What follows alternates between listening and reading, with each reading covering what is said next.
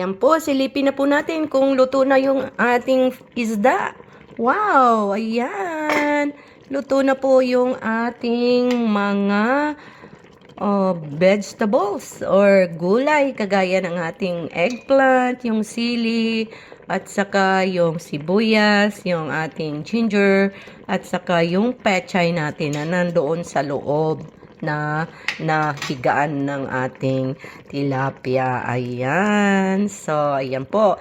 Ang purpose po niyan na kailangan lutuin muna natin yung mga gulay bago natin ilagay yung gata ay dahil para mag-absorb po ang lasa ng gulay sa ating isda. Yun po yung dahilan. Kasi po pag nilagay po natin agad yung ating gata dyan, hindi na po siya mag-absorb yung lasa ng gulay sa fish. So, yung isda po natin parang wala lang. So, kaya ganyan po ang ating ginawa para po yung lasa po dyan ng gulay i-absorb po ng ating fish. Ayan, para masarap po yan.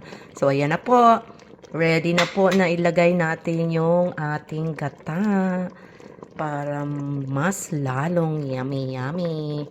So, ito na po yung ating gata. Ayan. Yan ang ating gata. So, yan.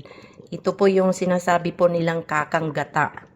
Yung sabi ng mga Ilocano. Yung unang gata po, ang tawag po ng mga Ilocano doon is kakang gata. Ayan.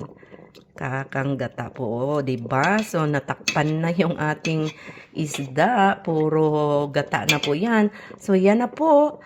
Kahintay na lang po natin na kumulo ng kumulo konti yung ating gata, then ready to serve na po 'yan.